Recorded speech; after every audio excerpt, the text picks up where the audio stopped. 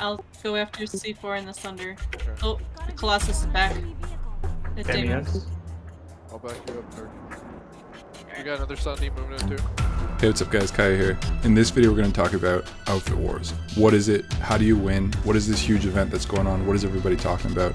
In this short video we're going to cover all the basics that you need to know to get started to be better prepared for Friday. So Outfit Wars is a dev-sponsored PlanetSide competition between all the outfits that sign up on your server. It's 48 on 48 on 48, so a platoon's worth of people comprised of infantry, armor, air, and construction. The battle itself takes place on an asteroid map that you've never seen before called Desolation, and you can only access it by being in Outfit Wars. Each outfit starts from a home warp gate, and the objective is to capture as many territories as you can. Each base that you own every 10 seconds gives you 1 point, and the first faction to reach 750 points wins the match. The match can go up to a maximum of 1 hour, and the faction that owns the most at the end of that 1 hour or reaches 750 wins. And that's it. So last year it was just one match. Outfit Wars literally just lasted for one match, but this year they've decided to expand it into kind of like a tournament. So we've been through the enlistment phase, which is where outfits just sign up to say that they want to play. Now we're going into the qualifying phase over the next 2 weeks, and those matches will determine a leaderboard. The top 6 outfits are going to move on to the playoff phase. The playoff phase takes into consideration how you did in the qualifying phase, and you're awarded a point system. So the better you do in the qualifying phase, the more points you get to start with. If we make it to the playoff phase, we go on for another 3 weeks and we compete with all the other outfits 3 times a week. The last place outfits get eliminated at the end of each round until there's only 3 outfits per faction left. So at the end of the playoff phase, there's only going to be 9 outfits standing. Those 9 outfits then move on to the championship phase, and that's where it gets split into the gold, silver, and bronze medal matches. And if you're a participant in those matches, then you get the rewards that you see on the outfit rewards page. In order to be eligible for those rewards, you just had to participate in at least 1 match on Desolation in order to qualify for that. In order to prevent people from playing with multiple outfits in this Outfit Wars, they've locked it so that any match that you join, you are locked to that outfit for that server. You can't play with anybody else. So it's really important that you know who you're going to fight for. They've also introduced the requirement of having loyalty rank 3, which honestly is really easy to get. You can pick that up in like an hour or 2 of playing the game with the outfit. And again, that's just another measure to prevent people from flip-flopping between outfits. So loyalty rank 3 is required in order to join the match. And other than that, it's pretty much the same as last year. If you remember last year, we're going to cover what that means. The warp gates changed to orange and they added the Colossus. So now we can pull Colossus inside of Desolation, and it'll be really interesting to see how that affects the game. Do it now, go, go, go, go, go.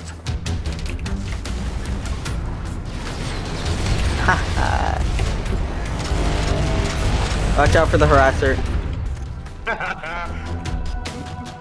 So let's take a look at the map, and let's, just for the sake of demonstration, pretend that we're going to start TR at the eastern warp gate. There are 9 neutral bases at the start, and if you notice that they're named Relic, Atma, Relic Bane, Relic Chiron, Relic Deimos, and whatever, it just goes on, right? And so really we can just refer to the bases as being A, B, C, D, E, F, G, H, and I. And you can notice the pattern and how they're named. So don't worry about pronouncing the names during the match, just go by the letter, we know what you're talking about. But for the sake of kind of understanding the map, we're going to kind of label these bases with these words here. So the first 2 bases that we can attack from our warp gate, we're going to refer to as the naturals. Those are the bases that naturally we're going to go for those first because that's what we have to attack based on our lattice. So we're going to hit those and we're going to call those the naturals. The next 2 bases in the center, we're going to call our forward bases because they're going to be the 2 targets that we want to hold. We want to own these 4 bases in order to secure our position and start gathering those resources and that score. Okay. The next bases we're going to refer to as our steel bases. So if we take a look at Relic Bane at the top, that is a VS natural because it's the first base that the VS can attack. So you're starting to get into some risky territory here, and it's going to be kind of contested, highly contested areas because they're going to want to hold on to those for sure. And then lastly, based on the current position of our warp gate for this particular map, we are not going to worry about Atma and Pharos because those are the furthest away from our warp gate. They also prevent the VS and the NC from attacking each other. It doesn't really make a ton of sense for why we would hit those faraway bases. Again, this is all relative because if we were starting from the western warp gate, the map would be a little bit different. But in this example, we're starting at the eastern warp gate.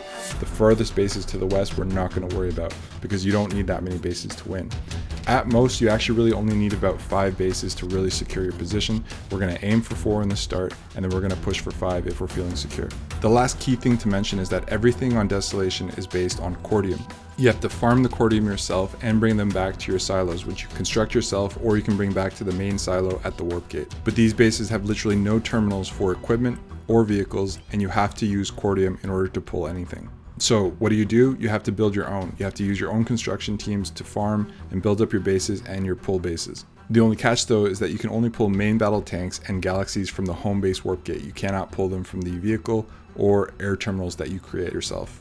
But really the most important thing to understand is that every one of these 9 bases on Desolation are donuts. They're these big circle bases that you've never seen before. They don't appear inside of live PlanetSide, and they're completely meant for flow and battle. The capture point in each of these bases is exactly the same. It's right underneath the big alien artifact in the dead center. It's an extremely exposed area, and you want to make sure that you make use of every piece of cover in there that's available. The closest base to compare it to on live servers is the Banana building. You've probably seen the Banana or Crescent building inside of Biolabs. That's kind of what this base is, but like multiplied 3 times. It's also a little bit different.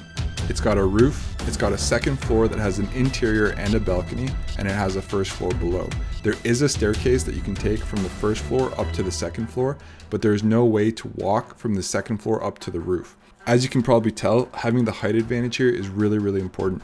Ideally, you want to try and stay at the top on the roof, have a few people maybe on the second floor, and there are situations where you are going to have to be on the first floor just to get to the point to contest it, but ideally you don't want to be there because, again, like I said, extremely exposed, very easy to get killed there. So what do? How do you attack and defend these places? Well, you have to establish spawn points. First, start with your squad beacon. You probably want to drop that on like the roof so that you can have access to the roof from the get-go, or you can drop it on the alien crystal itself. You can use routers, you can use sunderers, you can use Elysium spawn tubes, which is construction.